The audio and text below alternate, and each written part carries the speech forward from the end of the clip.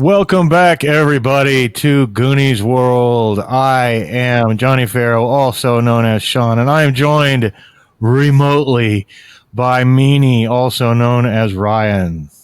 What's up, man? And also remotely, I am joined by Goonie, also known as Colin. Sup? And today we are continuing with part 3 of our Druids of Dragondale adventures. A game within a game. And I'm going to just put... In fact, I think where we stopped, the boys had just made some pizza rolls. They were taking a break. Plunger had gone down to the big house to make some pizza rolls. So I imagine he's fresh back upstairs.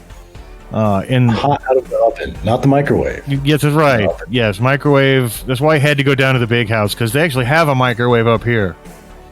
When I say up here, for the uneducated listener who may have just tuned in, we're in the loft above a garage, a detached garage, in the Sugar Bush neighborhood, or on the fringes of the Sugar Bush neighborhood, in Jupiter Springs, a fictional town in Northern California, in the 1980s, where 3 boys, 2 rather nerdy and 1 not. The one who's not is Chip Estrada, kind of a young punk. And I mean, I think he's nerdy, but I think he just is like in denial about it. I don't think he's necessarily as smart as his friends, maybe, but he's also like, he doesn't want to be a nerd, but it's kind of inevitable, I think. He outsmarted Dickie and those riddles. Oh, he certainly did. He certainly did. Yes, he was very wise. This seemed to irritate Dickie, the wisdom. But anyway, we are there now in the 80s in the upstairs garage, and unless anything else happens, Plunger looks like he's ready to get raring to go with it. He's got his Game Master screen set up, and all right, everybody settled. Everybody had a nice little break. Everybody take a potty break. Yes, what are you, my mom, worrying about my potty habits? I'm ready to go. All right, well, how about you, Chip? Are you ready to go? Yeah, man. Just like, I think just want you hand me some of those pizza rolls, bro. Because like, that's right here. Come on, you gotta watch me. Don't be hogging. You gotta watch me. Don't be hogging pizza rolls. You gotta watch me around a tray of pizza rolls. I will just eat them all up. As you can tell from my physique, there's one thing that defeats all my efforts at Fat Camp every summer, and that is a winter-long binge on pizza rolls and marshmallow fluff and other assorted substances. However, I am, of course, speaking as Plunger. The other kid up here is Dickie. I started introducing them all earlier and got sidetracked with Chip. But Chip Estrada is up here, and then Plunger and Dickie, longtime friends. All 3 of these guys, veterans of several Kids on Bikes episodes and Springs episodes and other episodes in the past. But so are you guys ready to descend once again into the world of Druids of Dragondale? Yes, let's push play on the tape recorder. All right, here we go.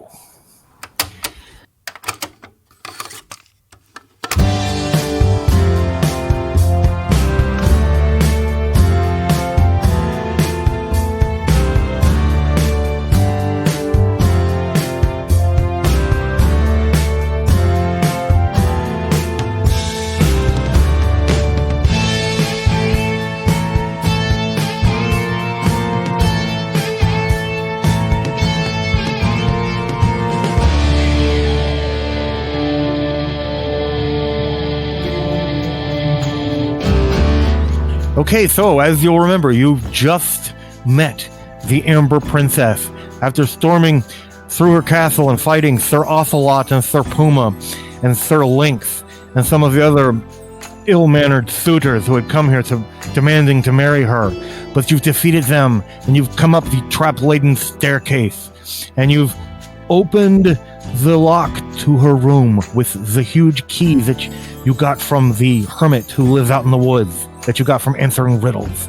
And you see the most beautiful Gelf princess you've ever seen standing there. She says, "I am the Amber Princess." She has lovely amber hair, and the room is bathed in amber light, for the amber cone turrets on the top of the castle are actually made of real amber, and light is shining down through them upon her. Whoa. And you stand in awe at her beauty. Oh. So, like, how hot is she? I mean, On a scale, she's not even on a human scale. As a Gelf, she is like semi-radiant, in a very literal sense. But it's like on a scale of 1 to 10, she's like sort of a 27. Whoa. My lady, I am Wendell Woolbeard, a Druid of Dragondale. Would you permit me to perhaps kiss your hand? It would be rude of me not to offer my hand, she says, to the gentlemen who have rid my palace of those ill-mannered suitors. And she holds out her hand for both of you to kiss it. Yes. Oh, I shall kiss it now. Yeah. Yeah. Kiss it, Chip. I forgot my button. Yeah, I'm gonna kiss it as well. I'm gonna kiss it as well. All right. Except, yeah. Good to see the accent back there, Chip. Now, after kissing her hand, she says, those men were determined to marry me, but there's only one man who I may marry. The man who holds the ring, the special ring. A ring emblazoned with the sign of a crescent sun, made from commemoration of a time many moons ago when the sun disappeared briefly during the day. And with this ring, the Gelf Lord Derek, long ago, descended into the keep in the south, was never heard from again. And since that time, of course, as you know, the keep has descended into ruin and has become a heap on the Borderlands. And the Gelf Lord Derek lost within it, and the ring as well. And ancient magic has foretold that I may only marry he who carries the ring. And of course, he must possess certain other attributes as well, she says. But, you didn't tell me Derek was a Gelf Lord. well, actually, I've persuaded Derek to play with me once or twice in solo games when I was first testing out the system. And he was kind enough to humor me. And in fact, that is what happened to his character. He was killed. I'm not going to say by what. Because you might encounter it. But anyway, yes, she explains to you that she can only marry he who carries this magical ring, but it was lost long ago. Well, I haven't got no ring. Have you got a ring, Wendell? No, but I'm afraid I am already married to Mother Nature. Were I another class, I would surely love to find that ring and wed you. Well, I'm afraid the ring is lost forever, for I don't believe anyone has the courage required to delve into the heap on the Borderlands. Why, my lady, we are headed there now, and that's the place we seek. So we do have the courage. Wait, is that where the ring is? There's a ring in the frickin' heap. That is what it must be, for that is where Lord Derek disappeared, lo, these many thousands of years ago.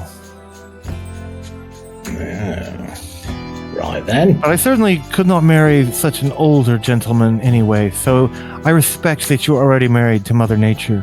But any other young man who possesses qualities of leadership and charisma and is good of heart, whether he be neutral good of heart, or lawful good of heart, or chaotic good of heart, could certainly, with that ring and the power of magic, unlock the key to my heart. And then he would be the rightful ruler of these lands. And we would have to do something about Lord Richard in the Tower Town. But as I say, even if you were to brave the dangers of the keep, I don't know why you could succeed where the great Lord Derek could not. Oh, but my hopes do go with you. You must stay here tonight and receive my hospitality. By which, of course, I mean the guest bedroom. And I certainly have some cleaning to do because I do not have a maid, and I'm afraid those ill-mannered suitors left rather a mess down in the Great Hall. Are we to receive two separate guest rooms? Or are we in the same guest room?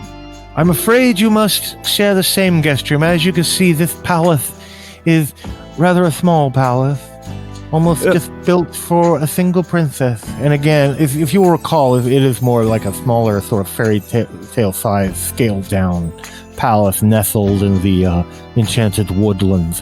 But when you first came up the stairs to this level, you immediately went to the door with the large keyhole, and on the opposite end of the corridor is a door with a small keyhole. It is that room to which she now leads you, where you find a very dusty and not used in many, many years guest bedroom, but it's very quickly made presentable into your after your long journeys and weary fights and flight from an ogre jelly and flight from a merman and other things you've encountered in the woods. I'm sure that you don't mind the dust and have a nice quiet place to sleep, to fortify yourself. I hope there's bunk beds. There is not. There is merely one large canopied bed. Well, because we forgot about Silas once again. Silas always prefers to sleep curled up at the foot of the bed. Okay. And this is why we need to invite Lance from Drama Club to play our game so he could play Silas, or a reasonable facsimile thereof. So I'm just telling you, the next time we do this and record it, I think we should get Lance from Drama Club. I know it's not a popular opinion, and we won't digress with it, but did both of you behave yourselves that evening?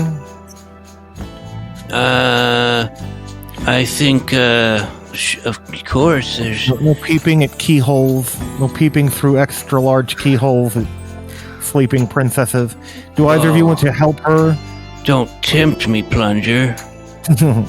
Do either of you want to help her clean up the wreckage that the suitors have left behind downstairs? Yeah, I mean, they were kind of jerks, so I'm gonna like help her clean up the mess. I'm just a third wheel. I'm just gonna go get in bed and sleep and regain my health. As you go back to sleep, indeed, feeling a bit like a third wheel, because as some of us know in real life, it's not always easy getting old. When you realize that the youth and beauty that you once possessed has passed you by, and you think of the beautiful Gelf princess downstairs talking to the handsome young pugilist. But you are indeed married to Mother Nature, and you are married to your magic craft, and it is these things that will give a man comfort in his old years. But as you are sleeping, you, Mike Tyson, the pugilist, are downstairs, sweeping up in the shadowy Great Hall. It is, of course, night has of course fallen outside, and the Great Hall is a long table in front of the fireplace where the suitors had spilt much wine, and so on and so forth. And as you're sweeping up in there with her, she says to you, "If you wish to avoid the road, because I thought I heard you saying something about an ogre jelly who's underneath the bridge, there is a secret path through the forest to the keep. Not many know of it, but you must follow it. It is made with carvings upon trees. It will be very old. It will be much grown over by now, but if you keep an eye upon them, your friend, the old man, should be very adept at keeping his eye out for them. If you wish to avoid the road and perhaps saving yourself much time and costly and possibly dangerous delays, it would be, I believe you should be able to pick it up somewhere in the south. But I must warn you," says the princess, "that this route will lead you past some standing stones. Whatever you do not look into the barrows that are underneath the standing stones, for within those barrows dwell the horrible barrow blights. And if the blights look at you with their shining eyes, you will disintegrate. That's right, the blights' eyes can make you fall apart if you are not careful. So please, whatever you do, do not look into those caves, despite the great treasure that is said to be within them." thanks for the advice. So, don't look into the caves, is what you're saying. Yes, underneath the standing stones, there are old burials of wicked men the men so wicked that it makes those wicked men you fought here near this palace look like little dandelions. These wicked men were buried long ago beneath the standing stones, and ever will they attempt to beckon those who are in the world of the living to come join them in their dark holes. But whatever you do, do not stare into the eyes that you see staring out. I merely give you this as a good bit of advice, since you must take this dark road tomorrow. If you wish to avoid them, by all means, go back along the path where you've already come, where there is a bridge with the ogre jelly beneath it, and perhaps it will have gone on. Well, in your opinion, then, what's worse, the ogre jelly or the barrow blights? Is that what you call them? Barrow blights? That's right, barrow blights with their blight eyes. Well, I wouldn't know about such things. I have been living here in this palace almost my entire life, so I cannot say for sure. But I am certain that the ogre jelly is a horrific beast. Nevertheless, I must bid you good night. I am weary from this long afternoon and evening's cleaning. Please, see yourselves out in the morning, as I prefer to sleep in late. And I do hope, fair young warrior, that you are able to find the ring. For I would rather marry you than many a man that I've seen come through here, below these many years. And she gives you a little kiss on the cheek. And then she goes up to her boudoir and locks the door very firmly and securely. Well, I guess I'm just gonna go, sleep on the floor in the guest room or something. I mean, You're not gonna take a peep? It's really tempting, I gotta be honest, but it just seems really, rude. I think Well, that they do that in the movies all the time. well, this isn't Porky's, though. This is it's like Let's... a little more Tolkien than Porky's, but I'm sure that Porky's and Revenge of the Nerds someday are gonna stand the test of time and and not gonna be looked bad upon at all. I'm sure you're absolutely correct. But let us just take it as read that the evening passes without incident, as you both lie awake in the dark, thinking many tempting thoughts, as people often do. But leaving quite early the next morning, and leaving the castle of the Amber Princess behind you, you indeed see that directly to the south of the castle there is a field, and beyond that field there is a forest, and this must be where the secret path with the tree carvings, that is the more direct route to the Heap that the princess spoke to you of the night before. Or you could go back the road from whence you came. You go back from whence you came upon the road. Chip, is Mike gonna ever tell Wendell what you heard? Well, yeah, totally. Should we? I don't know. I guess we should do it in character. Hold on. So when we was cleaning up the mess down there, the princess done told me that we could go. There's a shortcut we could take. Oh, yes.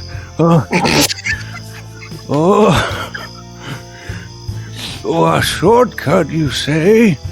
Where does this what it lies in the path of this shortcut? Well, it's to the south here, and there's apparently it's marked in the trees with carvings, but apparently there's some standing stones, and if we look, we're not to look at the stones because there's barrow blights there. Oh, barrow blights. Oh, yes, I know of these. I know all about them. Do not stare at them, for it's bad. So it is rumored. So it is indeed rumored. However, the shortcut at least has the benefit of not being the same boring old path that you've already trodden upon. So, unless I hear great dissent among the party, I'll assume that you trot off after the very silent Silas Seeker, your shadow specialist companion, as he moves off towards the south. But I'm afraid it is up to you, Wendell, being a master of nature, to use your wisdom to track the path through the forest, looking for the marks of the crescent sun upon the trees. They'll be very old and grown over. So I need to roll something? You need Wisdom? to make a wisdom roll. Please roll higher than a 10 in order to succeed. Otherwise, I'm afraid you could become lost. Oh, 19. Easy. Well, without difficulty at all, you spend most of the day deep within the woods. Often your feet get tangled up in brambles, but you always manage to find the very next carving just at the edge of your vision.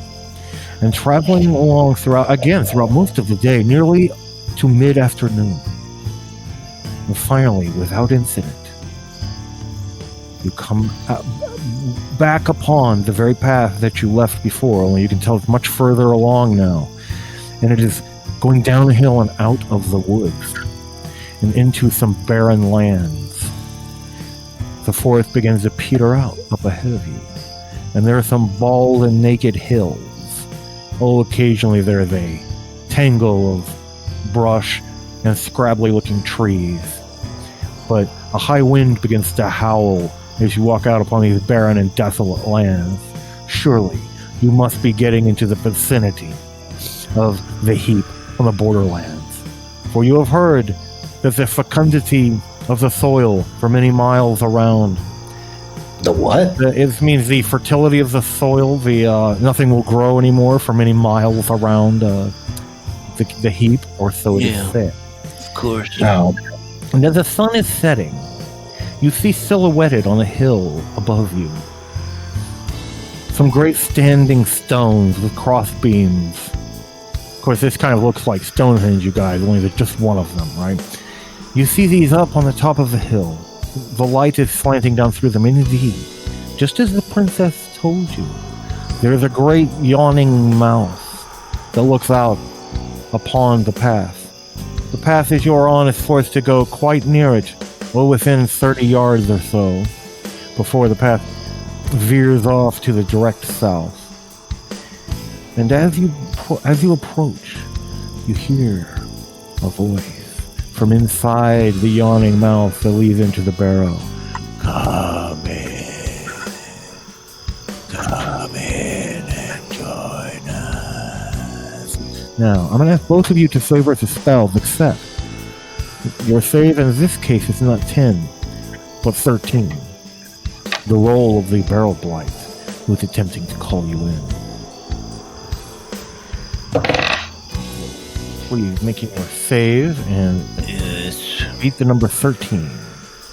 Yep, I got like a 21. Yes, You were I able got to... 23. Oh my, well, you're both able to withstand the pull you feel in your heart to come and join the barrel blight inside its barrow. But you pull back, and as you do so, eyes begin to wink open in the darkness before you.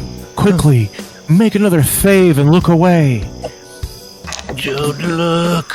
This time, Oh, man. just a 10, please. 28 this time. Luckily, and I see that it appears that that Mike Tyson has also succeeded. Yeah, Mike got a 22, so not as good as Wendell. But So you have not looked into the blight eyes, and therefore you will not disintegrate. Because every now and then you fall apart if you turn around and see blight eyes. Now, moving on down the road and up the hill ahead of you, you can see what at first appears to be merely a jumble of stones, a heap of rock upon the hill.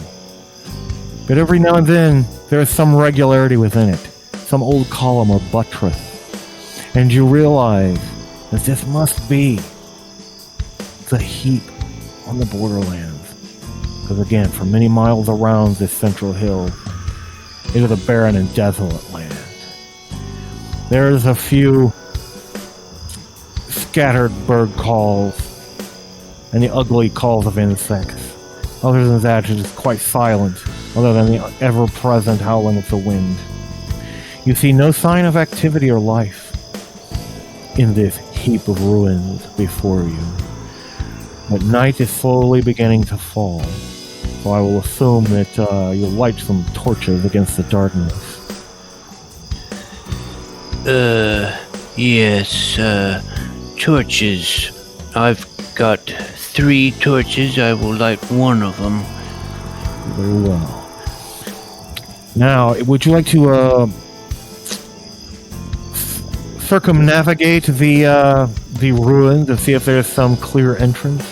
Surely there must be. You've heard so many stories about folks who have come here and been lost. I wonder where they've gotten in at. Would you like to take a look around, or? Silas, why don't you check it out first? Very well, I shall, says Silent Silas. If there's any traps, he's gonna... He comes rushing back. He goes to the opposite side of the entire heap, but he comes rushing back quite quickly and beckons you to follow. And on the back side of the keep, indeed, you see in the posterior entrance to the place, That means butt. a great bunghole of a door. It is a round door with a knob in the exact middle, and it looks also to be heavily overgrown. And Silas gestures to you, shows you this. I will now see if it is trapped, he says. I guarantee you it's not trapped. But I have to tell you, as you can see from what I've just rolled, he failed that roll. He does not really know if it's trapped or not. Yes, well, and that means we don't know either. See, we have to play as our characters, Chip, and our characters don't know. So. Well, I'm just gonna open the door then. Well, I think that's Well, and Wendell jumps way back before that ever happened. Well, I'm afraid you did not say that until you were doing what that. He was gonna do before. No, you were doing that as he is opening the door. You are jumping backwards, but yanking the door open causes the whole thing to fall out forward upon you, and so I will allow Wendell a save, but not at a 10, at a 15 to jump out of the way. And I'm afraid that, well, I'm rolling very low for damage, so you should be very happy, but I'm afraid that Mike Tyson takes 3 points of damage as the heavy door falls and lands on his toe.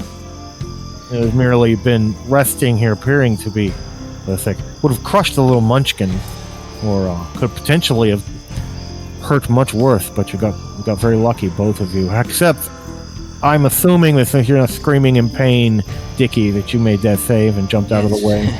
Yes, I did. Very good. Well, inside is complete darkness. Of course, you have your torch, and there's only one thing to do. Clearly, it's to go inside the heap. Now, this is towards the bottom of the hills. This must be underneath all the ruins above.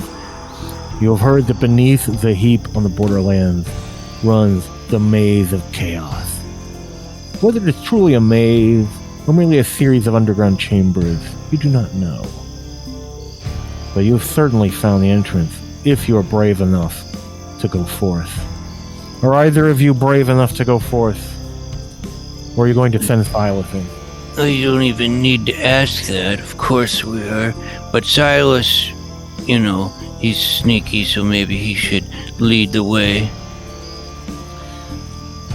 Well, before like anything, I'm gonna just like drink one of these healing potions because I've like taken some damage. Oh, don't forget that we slept, and the castle, so we should have some hit points back for that. You get 5 hit point back from resting. Okay, but I'm also going to take my last healing potion. Well, now seems like a good time to do it before you go lunging into the dungeon. We're like plunging into the dungeon. That's a pretty good one. Plungering into the dungeoning. Oh, that wasn't as good. Dungeon Alright. plungers. I'm going to start a game, my own game, because I see several clear points in the rules where Larry Lorax could have done better. And I'm going to start my own game called Dungeon Plungers. Write it up. That sounds cool. I'm going to write that one down, or I'm going to forget that. All right, guys. So it sounds like we're going to drink up our health potions and go plunging into the dungeon. And in the flickering torchlight, you see a large room with a vaulted ceiling. There's a passage that leads off to your left, but it's a narrow passage. Mostly there's a passage that leads off. There's a large vaulted passage that leads off deeper ahead of you. And of course, there could be any number of secret doors in a place like this. But there are some heaps and piles of refuse over in one corner. It almost looks like lawn clippings, however, which is odd to find here. There's piles of lawn clippings and grass and leaves over in one corner. That's what you see. There is, of course, the narrow passage off to your left. And then, of course, the broader passage that leads deeper beneath. I wonder if if those grass clippings are from a groundskeeper of some kind, like the one at our school. So be on the lookout for that. Do you wish to investigate the piles of... I think there could be a magic ring in one of them. I'm going to poke at it with my staff. Okay, suddenly there's a terrible scream, and up jumps the piles of grass. There are 3 of them. You realize they are horrible... They're not actually grass, but they're horrible dog-like creatures, only they have humanoid bodies with hyena-like faces, and they're covered with long grassy fur. You realize you have encountered some grassy gnolls, and the grassy gnolls howl with rage. And please roll initiative. They get a 1, so you might as well not even roll because players win ties. So pugilists always go first. There are 3 grassy gnolls ahead of you. What do you do? I'm gonna try to hit one with my sword. Well, I think that's an excellent idea. And of course, if you can kill it, let's not forget that you have a cleave ability. I don't think you can kill it in one blow, but you never know. With exploding dice, which is a... What is armor class is 14. Oh, that's gonna hit. It was a clean 19. That certainly hits. Crap. Sounds like... Well, yeah, I rolled a 1 for damage, so that'll be 8. Well, every little bit helps, of course, as we say. And then Silas, meanwhile, let's not forget about quick little Silas. He attempts to go back into that narrow hallway that goes off to the left and hide so that he can leap out perhaps and do a backstab on a future round. And what is Wendell Woolbeard doing? How many of these grassy gnolls are there? There are 3 terrible grassy gnolls. Alright, you gnolls, I'm gonna cast Sudden Stalagmites. Or is it Stalagmites? Yes, they come up from the bottom. Yes, it's a very powerful spell, and as you say the enchanted words, suddenly rock spikes erupt from the floor underneath the grassy knolls. And I believe that will do 3d6 damage to them, if I'm not mistaken, Dickie. Yes. Okay, that will also hit multiple ones of them, so you roll 3d6 and apply it to all of them. Ooh, 10 points for each. Very nice. So that's 18, of course, to one of them who's already taken some damage, and then 10 to the other. But they howl and leap backwards out of the way of the sudden spikes, which are now just there in the floor. They could potentially obstruct pathways and things like that, but not the way you've cast it at this moment. And finally, it becomes their turn, because this is the bottom of the round. They lost initiative, and now howling again with rage, they attack. The one who is the most damaged attacks Mike Tyson, and is going to get a 19, which I think is exactly what we need to hit Mike Tyson, unless I'm mistaken. Nope, you're right. Okay, then Mike Tyson will take 13 points of damage from a vicious spiked club that the grassy knoll has whipped out. Oh, man. The other one decides that it better kill what it sees as a terrible wizard, and it rushes towards Wendell Woolbeer, but misses with a 9. However, his friend does the same thing, but also misses with an 8. Therefore, Wendell has been ganged up upon by 2 of them. They seem to have lost sight of Silas for the moment, and one of them is viciously fighting Chip. Well, excuse me, Mike Tyson. And that is the end of the round, so let us roll initiative for the next round. Oh no, they've got a 6. They might be able to follow up with their... 1. Oh, well, that's very, very bad. So, Mike Tyson is immediately attacked again, but this time missed, because I roll a 17. And then the 2 that are attacking... Oh no! I think a 18 hits Wendell Woolbeard. Is that not correct? Yes. And he will take 10 points of damage. And the next... Oh no, he's hit again. Again? Yes. By the other... They attacked by 2 of them, but I'm rolling very low this time. In fact, they roll 3 points of damage for you there. And now it is your turn, and Mike Tyson will go first. All right, who's going to hit the one he already hit once? Still attacking with his long sword, I assume. Yeah, for 14 that time. Okay. Well, that's more like it. That's the type of damage we need to do. We've done 34 points of damage to that particular one so far. And suddenly there's a great sudden rush of movement, and out of the darkness, Silas comes running up to backstab one of the ones that is fighting Wendell, and he succeeds. So he will roll his damage and then quadruple it, which will be 40 points of damage, which kills that one. And one of them... Good job, Silas. Silas gives you a thumbs up. No, he actually gives you that sign from Big Trouble in Little China that the gang gives each other. That means good job, buddy. You give him that so sign. Cool, Silas. Yeah, Silas is pretty cool. All right, so that's his turn, and now Wendell, we have your turn.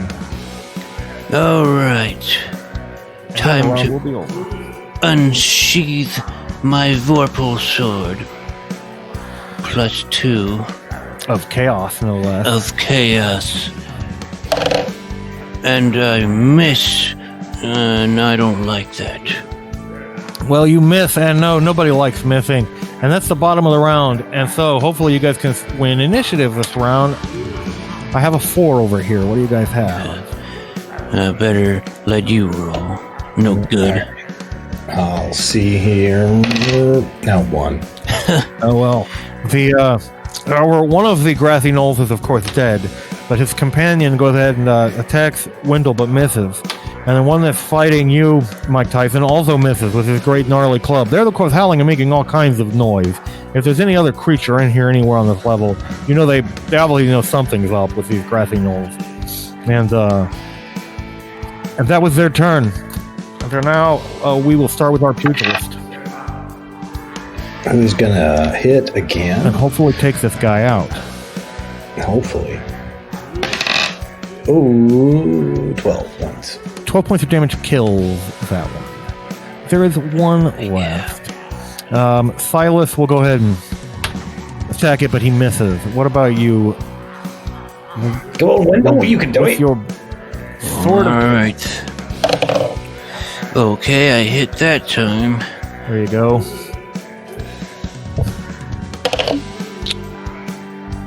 Ten damage.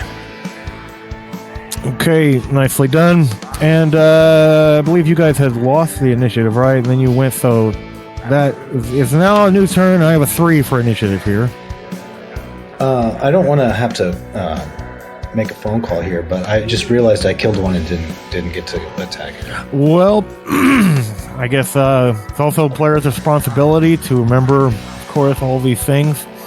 Can't remember everything, but we'll go ahead and allow you to have one more attack real quick.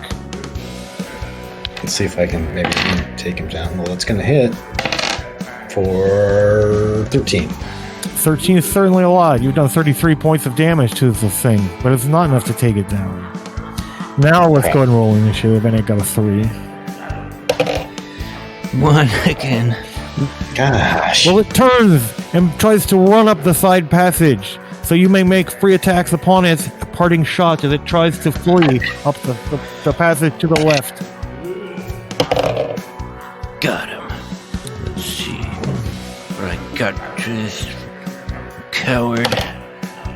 9 damage. That is enough to do it. It was almost dead. And now you've killed the 3 grassy knolls, and relative quiet descends upon the place again. You're not quite sure where he was running to. It was definitely up that left-hand passage that was slightly narrower. Well, there could be more whole nest of these things. I could cast one of my spells I just waiting to cast, so maybe we find a chamber full of these things. I can cast Gagging Gas Cloud. Well, I'm sure you'll find a chamber full of something up ahead. So let's go then. Well, do you want to follow up the narrow left-hand passage where the grassy knoll was attempting to flee, or do you go up the much broader passage, at least deeper into the side of the, well, into the hill that the heap is built upon? Well, I think I want to go on this narrower one to see. It might be trying to get to, perhaps. Magic things there. Perhaps. We're creeping up the narrow hallway with Silas taking the lead, I'm sure. It does not go very far before it opens up into an oddly shaped room that I won't bother to try to describe exactly, other than to say there's some heaps of foul bedding and things like that on the floors. And there's a little hallway that almost looks like a closet, perhaps, like a little small hallway that leads to like a little closet door, maybe at the end of that. Looking through the foul bedding, you do not see anything of particular value. Certainly no obvious magical items. There's the foul and disgusting things that such creatures leave behind. But it also appears that this is not the bedding of the grassy knolls, who are man-sized creatures. This is the bedding of very small creatures. Very, very small creatures. There's some remnants of a little pot of beans that they've been eating as well. Like munchkin-sized? Munchkin-sized, yes. Munchkin-sized, or maybe even smaller. You've already run into some hoblins out in the woods. There'd be something about the size of a hoblin, perhaps. But other than that, there's nothing obvious in this room. There's that little narrow hall that leads off to a little closet door type of thing. I think they're hiding in the closet. I'm gonna sneak up to it, and I'm gonna yank it open. Well, you yank it open very quickly, and a staff falls out and clatters on the ground next to you. Indeed, it was just a small closet. Nothing. There's no monsters hidden inside, but there was an old staff. It is actually a twisted and beautifully carved old staff. Would you like to take a closer look at it? Oh yes, my passion staffs. I shall examine it. When you pick it up, you see that it's made of a wood that you cannot even identify. Some kind of very, very dark wood, like an ebony. Oh, some exotic wood. It almost seems to have sparkles or glitter embedded within it.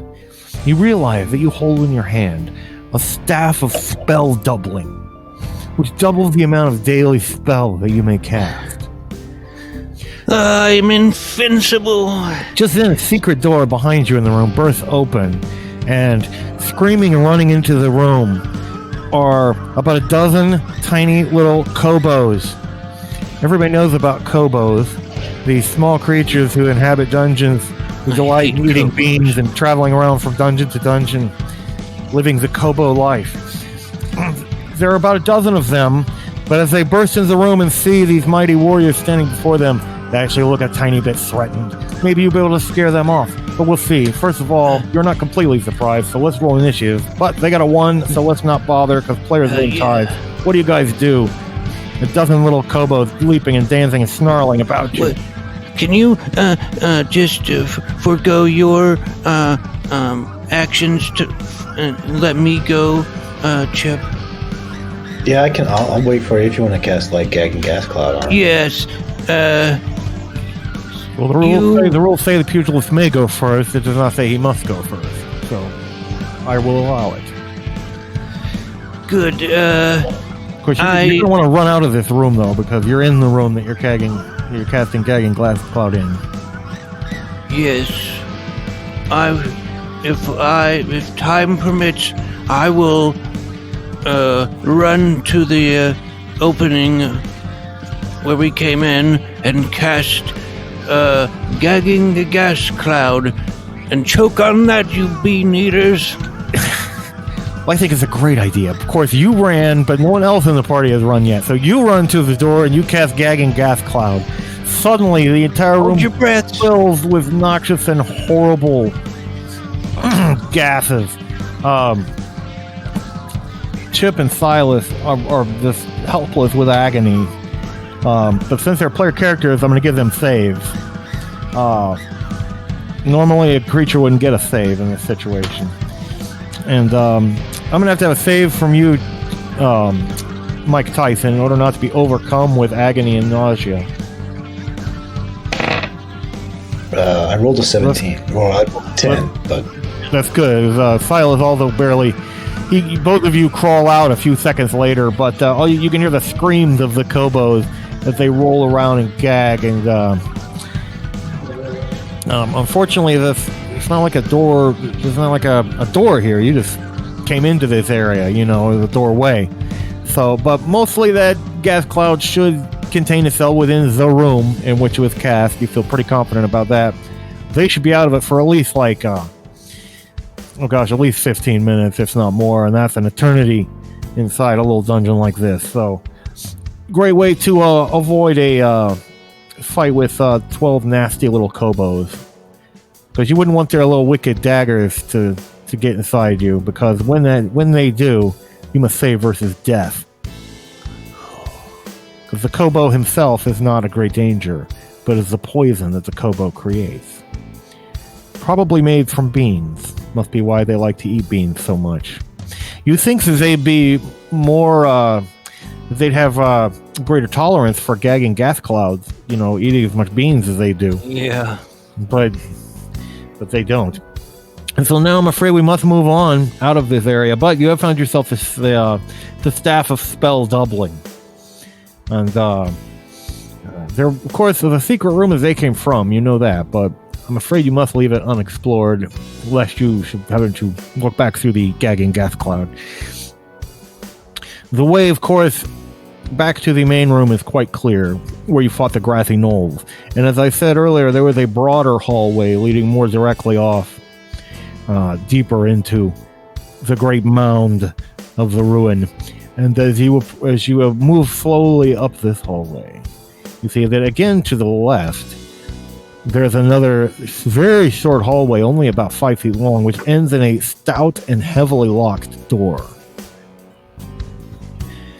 Otherwise, the hallway also continues on before you into the darkness. But in your flickering torchlight, you can see that on the left-hand wall, the little alcove with a stoutly locked door. Do you wish to explore this little room or leave it behind you? Well, we gotta see what's in there. Do you have a key that would fit this lock? Well, Silas has some lockpicking tools, and I'm sure that Silas can be prevailed upon, except I think maybe I'll have you guys roll for Silas, just to preserve a little suspense. Can I aid him? There are no helping rules in Druids of Dragondale. I'll have to look into that for dungeon I'm just gonna punchers. pat his back while he's picking the lock. Well, but he does really appreciate the pat on the it. back. Yeah, good job, buddy. Yes, that's right. So you may go ahead and roll and add a 6. You need higher than a 10. So just don't roll lower than a 4. 21. Well, Silas, thanks to that pat on the back, is able to pick the lock. And you look in upon a room that seems much older than the rest of the surrounding ruins. Because the rest of these things the rest of the corridors you've been going through have been paved with flagstones, the bricks on the walls. But in here is a raw chamber hewn from the living rock. And in the center of this small room, it's not a very large room at all, in the center of this small room is a sarcophagus. And upon the lid is carved the effigy of a warrior of ancient times. Often these warriors were buried with great treasure. Perhaps if you were to remove the lid from the sarcophagus, you could take whatever treasure lie within. But I know that sometimes these burials are there's curses laid to he who opened them, disturb the bones and all that. We better proceed with caution. But oh man, I just gotta see what's in there. Well, how do you guys want to open it? Do you want to tip the thing off, or do you want to lift it up together, or how would you like to do that? Meanwhile, Silas is listening at the door just to make sure there's no, organized groups of dungeon denizens running around behind you, because every minute counts really, but everything's worth exploring. I agree.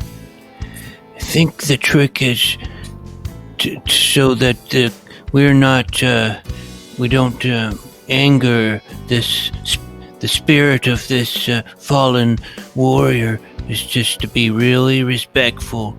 So approach non-threateningly and slide the tomb open, or the sarcophagus open.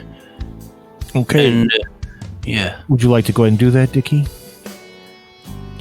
Yes. Okay, please make a strength roll. You need higher than a 10. Okay. And maybe if you're not strong enough to do it, you can get some help. Natural 20. Excellent. Not only do you get it off easily and set it aside, and inside you're almost expecting to see some undead warrior of the ancient days leap out at you, but no. No, indeed. Inside there's merely a pile of dust and ashes.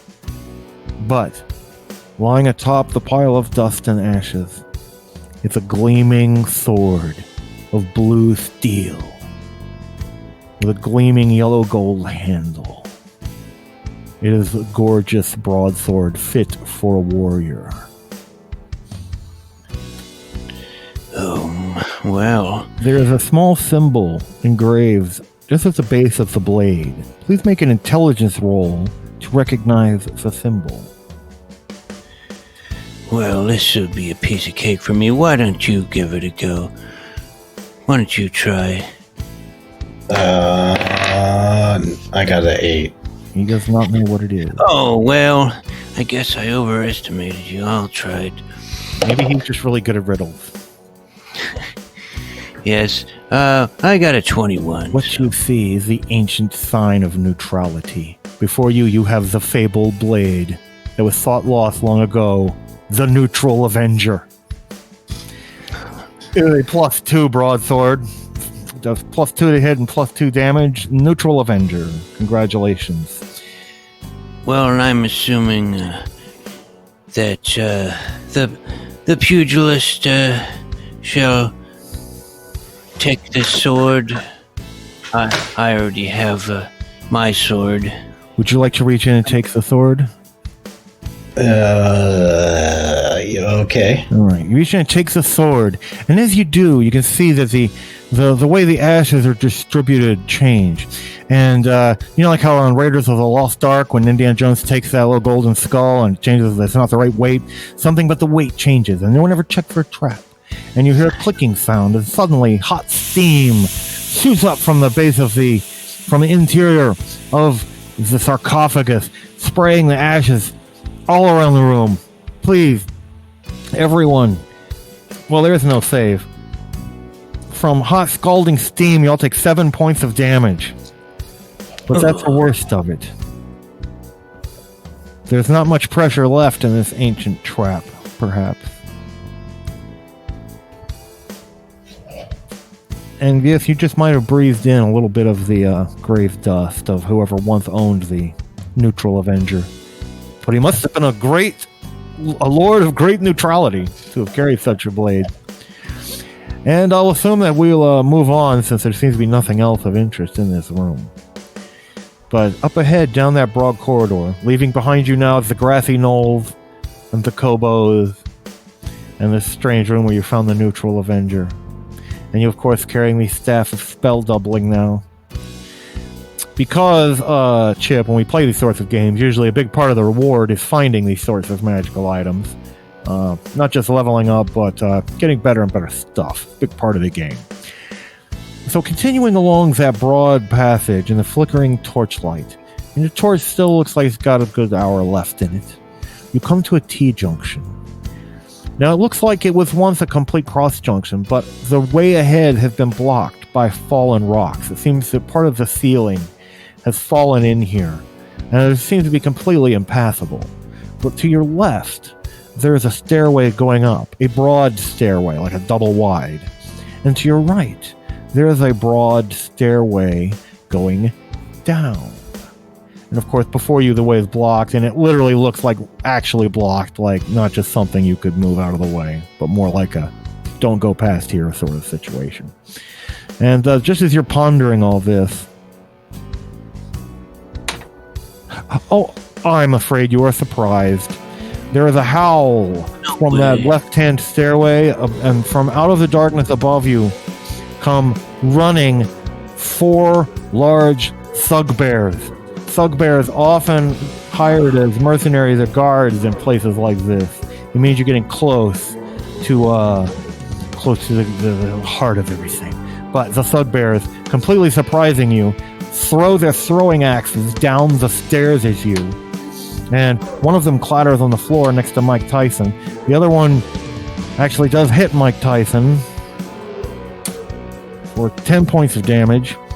And another one hits Silas, oh no, for 11 points of damage. And the other one, oh no, is going to hit Dickie for 8 points of damage.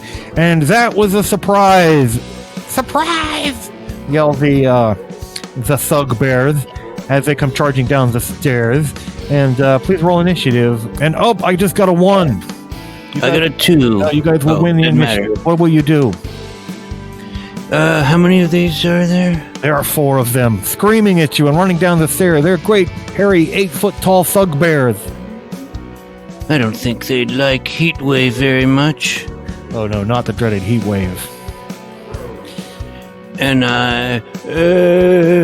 Heatwave is cast now upon you. Fire sprays out from your fingertips. Please, this is where you want to roll some really high damage. It's going to do 3d6 damage to each one of the thugbears as they come charging down the steps.